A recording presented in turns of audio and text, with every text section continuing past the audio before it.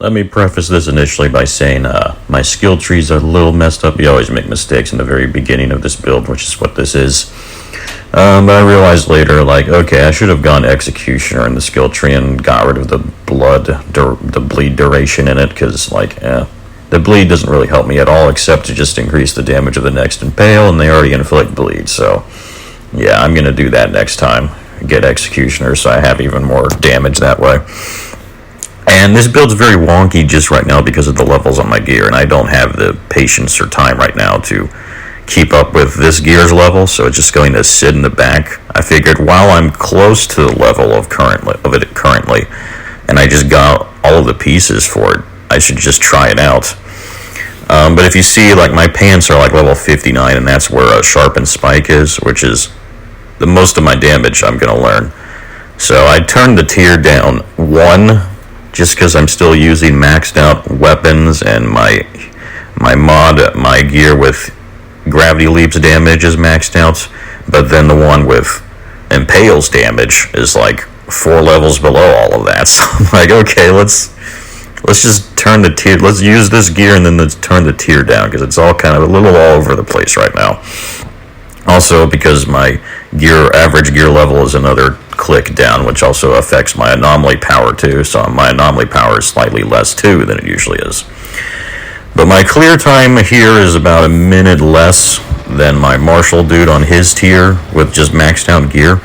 But now I'm convinced that it's probably close though, because again, I'm missing Executioner, and also at the end you won't see the damage numbers because I didn't have enough time in the video, but at the end my Impale was by far the most damage, and it also was like over a third of all of my damage. So the fact that my one gear piece that has Sharpened Spike on it is the lowest level gear piece definitely played a huge part.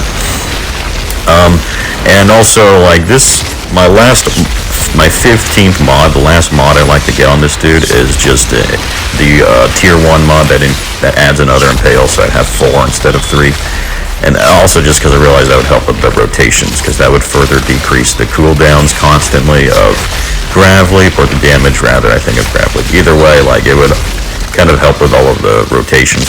And another thing, this is the very first time I'm doing this, so I'm also not really used to whatever rotations I should be doing with this guy, unlike my Marshall build dev. So if anything, when it's all done, this guy might actually do more damage than my Marshall dev, like might have better clear times. But regardless, I'm just happy because it's comparable, which is all I'm looking for a build I'm already happy with, which is my Marshall build. So this guy actually is comparable to my Marshall guy. For tank factor, pretty much adds, like, he's invincible as long as there's ads for sure, because Tremor and Impale's bonus when you kill anything alone is more than enough if you have any groups of enemies around you, and combined with his max health.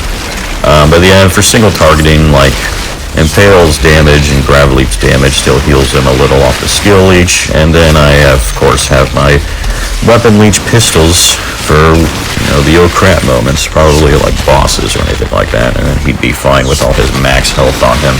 Again, I like to do this with no need for bleed or giving up the max health, because I really like those builds, as you know now. But oh my gosh, this guy is so much fun. I actually couldn't believe it was like Bannerlord. Am I actually going to use this? I'm like, apparently yes, and you saw my gear, like, it's already mostly complete. I'm just missing basically just one mod, and that's it. My weapons honestly still work with it, because I'm barely ever using them, so might as well have Moaning Winds. And again, this is the first time I'm doing this, guy, so I was not timing things probably as well as I would with my Marshall dude. But I was having a lot of fun with the Impales. Like, oh my gosh, it's just Spike Forest for days.